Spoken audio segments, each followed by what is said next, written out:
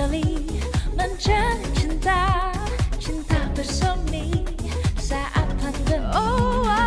Masker dan vaksin mengikat janji, janji setia, setia abadi.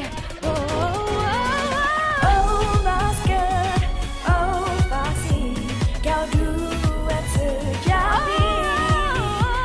Ayo masker, ayo vaksin, tiada yang dapat merenggut sehatmu. Masker, vaksin, kau duet sejati.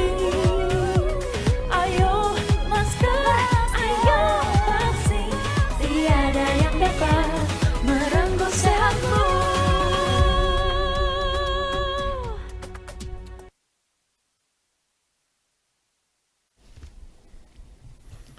Assalamualaikum warahmatullahi wabarakatuh. Selamat sore, salam sejahtera untuk kita semuanya. Hari ini saya akan menyampaikan perkembangan penanganan COVID-19 di Indonesia terkini. Pertama, saya akan menyampaikan perkembangan kasus positif, aktif, kematian, dan positivity rate COVID-19 di Indonesia.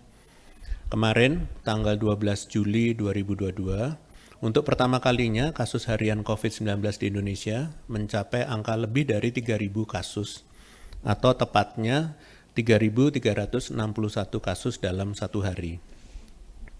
Sebelumnya, meskipun terjadi kenaikan, kita berhasil mempertahankan di angka 2.000 kasus. Angka ini meningkat 6 kali lipat jika dibandingkan pada tepat 1 bulan yang lalu, yaitu 12 Juni, di mana kasus harian kita masih sebesar 551 kasus dalam satu hari.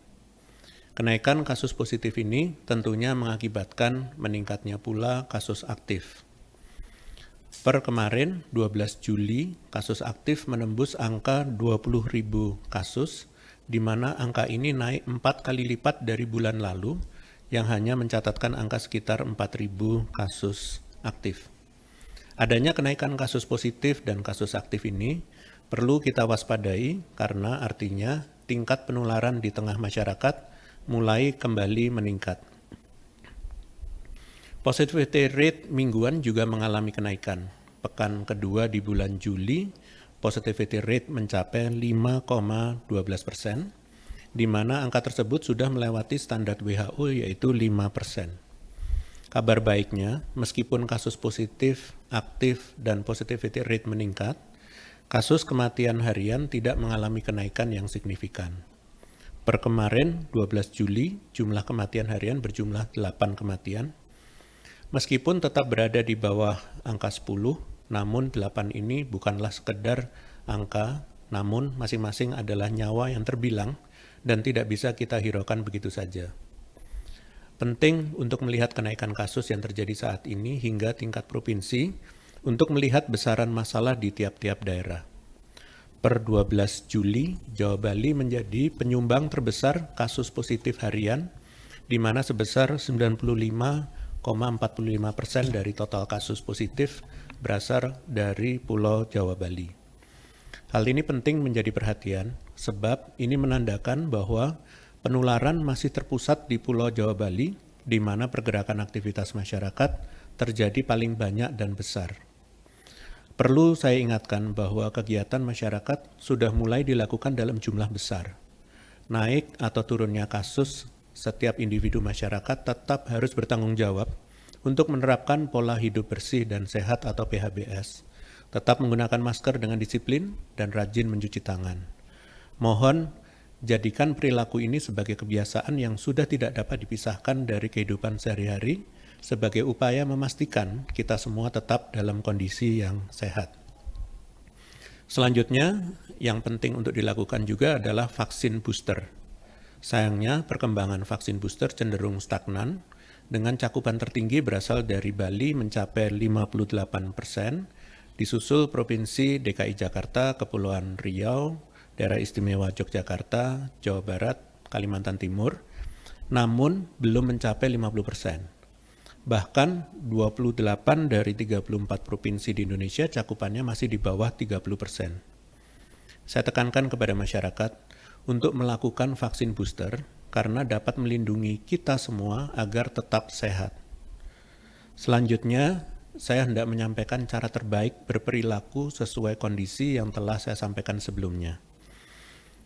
Menambahkan penjabaran kondisi kasus nasional yang terus meningkat, saya hendak menghimbau bahwa kita perlu meningkatkan kesiapsiagaan yang lebih tinggi, apalagi saat ini distribusi subvarian terbaru Omikron, yaitu BA.4 dan BA.5, mendominasi sekitar 81% dari varian COVID-19 nasional yang ada.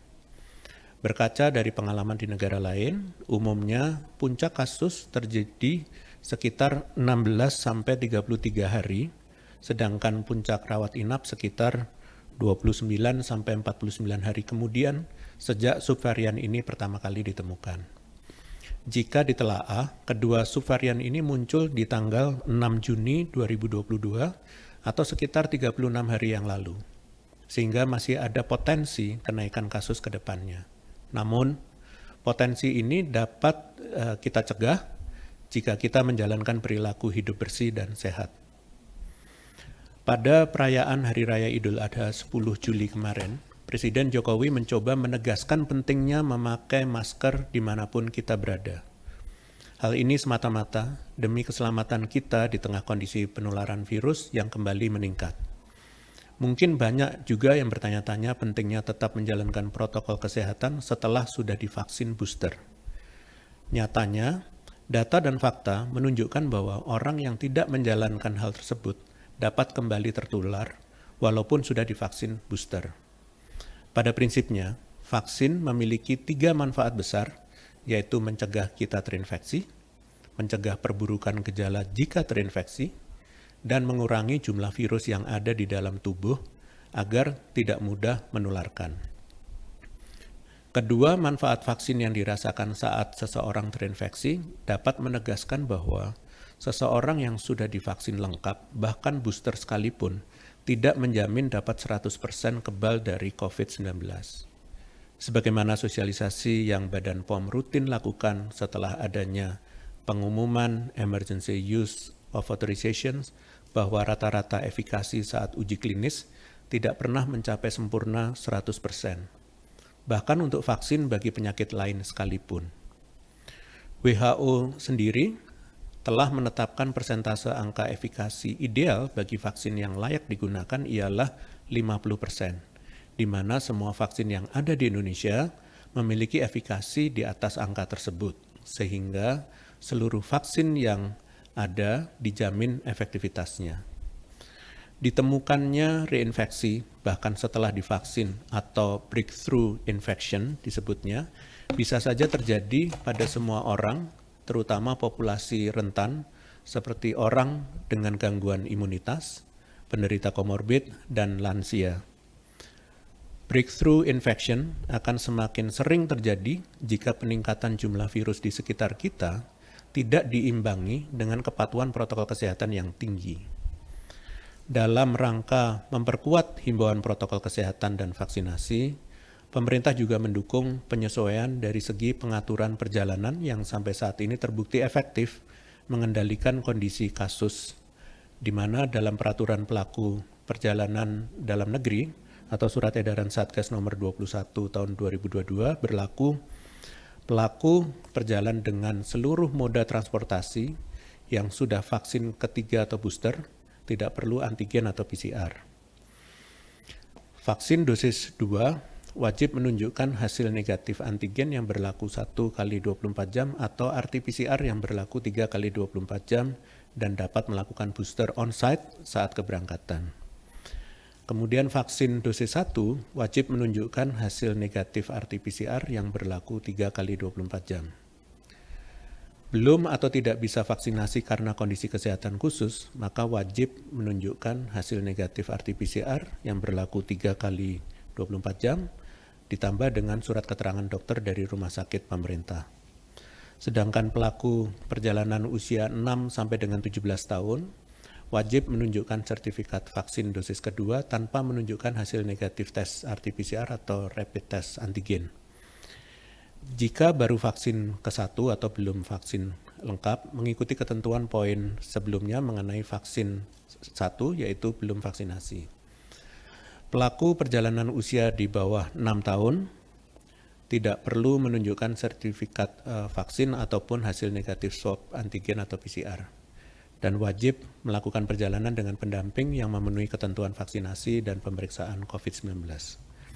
Dalam peraturan pelaku perjalanan luar negeri, yaitu surat edaran Satgas nomor 22 tahun 2022, berlaku bahwa untuk yang hendak masuk Indonesia sebagaimana yang diatur sebelumnya, yaitu diwajibkan telah divaksinasi dosis kedua, upaya screening gejala diberlakukan bagi seluruh pelaku perjalanan luar negeri dilakukan di seluruh titik masuk.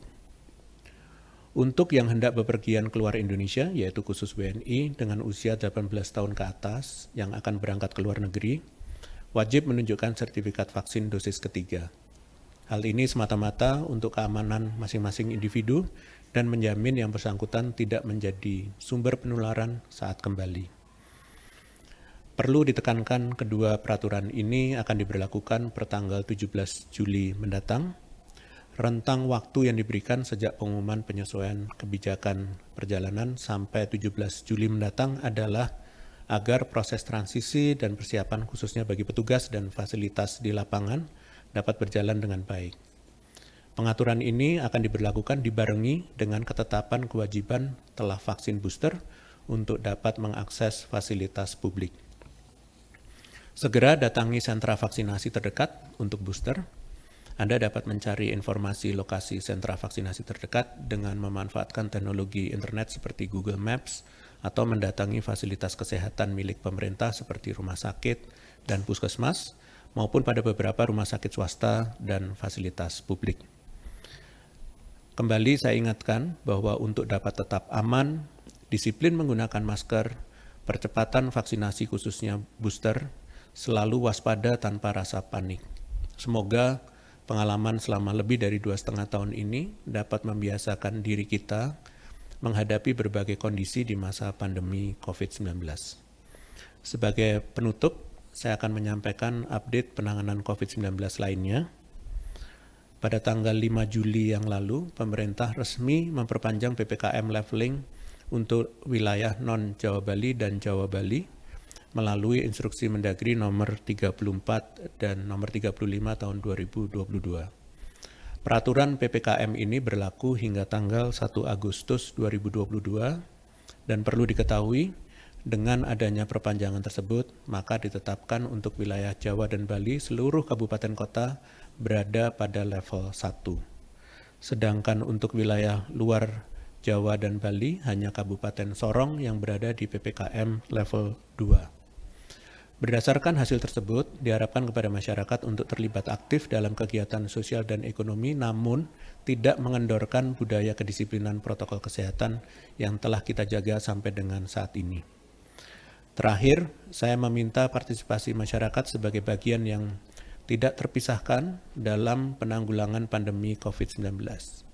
Mari kita mulai dan jaga bersama budaya perilaku hidup bersih dan sehat seperti perilaku 3M, memakai masker, mencuci tangan dan menjaga jarak aman, olahraga yang teratur, tidur yang cukup, dan makan makanan sehat. Demikian konferensi pers hari ini, saya lanjutkan dengan tanya jawab media. Terima kasih. Terima kasih Prof. Pertanyaan pertama dari theomedcom.id dan hendroberita1.com. PPKM Jabodetabek kembali ke level 1 setelah baru 1 hari di level 2. Apa dasar pertimbangannya? Apakah kebijakan ini betul-betul tepat mengingat DKI Jakarta dan Banten rutin menyumbang kasus harian COVID-19 tertinggi, serta laju vaksinasi yang menurun beberapa hari terakhir? Terima kasih. Terima kasih pada medcom.id dan berita1.com.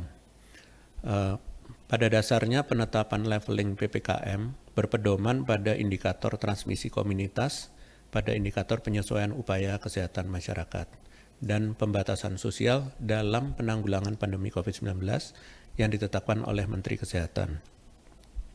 Diharapkan pemerintah dan masyarakat bersama-sama terus berupaya mempercepat cakupan vaksinasi termasuk booster dan kedisiplinan protokol kesehatan. Jika kedua upaya ini dilakukan secara kolektif, maka Indonesia dapat mencapai ketahanan dan kesehatan masyarakat yang lebih tinggi. Terima kasih. Baik Prof, pertanyaan kedua dari Fitri Liputan6.com. Terkait vaksin booster sebagai syarat wajib perjalanan dan beraktivitas di fasilitas publik, ada anggapan kebijakan tersebut dianggap mempersulit masyarakat. Bagaimana tanggapan Satgas terhadap hal itu? Lalu bagaimana pengecekan status vaksinasi booster untuk PPDN dan PPLN nantinya? Apakah bagi yang PPLN boleh di-booster pada hari H keberangkatan? Terima kasih Liputan6.com. Pada prinsipnya dinamika kebijakan publik itu semata-mata menyesuaikan dengan kondisi kasus terkini.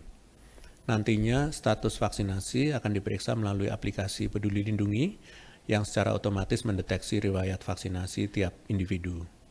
Perlu saya pertegas kembali bahwa sesuai dengan surat edaran Satgas nomor 22 tahun 2022 bahwa WNI berusia lebih dari 18 tahun yang hendak bepergian ke luar negeri wajib sudah vaksinasi booster sebelum keberangkatan agar imunitasnya terbentuk secara sempurna.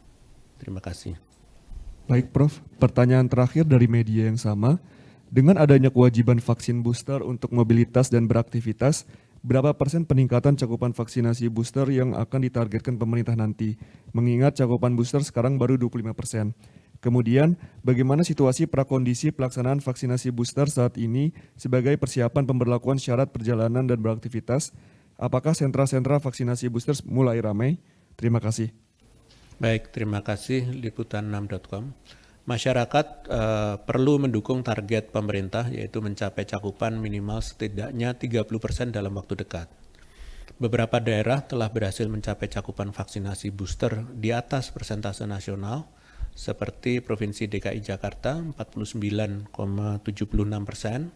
dan Bali 58,28%. Pemerintah berupaya menyediakan sentra vaksinasi di tiap daerah bekerjasama dengan Forkompinda dengan mengerahkan baik unsur pemerintah maupun swasta yang ada.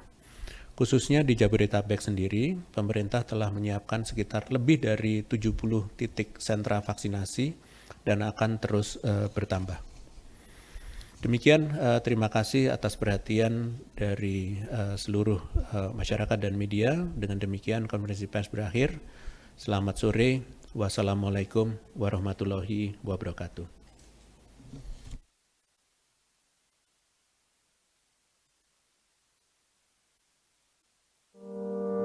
Pandemi hanya akan pergi bila kita saling peduli. Sebab bila tidak, gelombang baru datang dan pergi.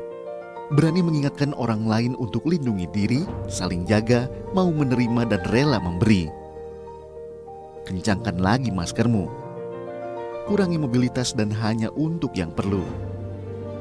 Rutin olahraga dan vaksinasi lengkap demi imunitasmu. Kita percaya, kita pasti bisa.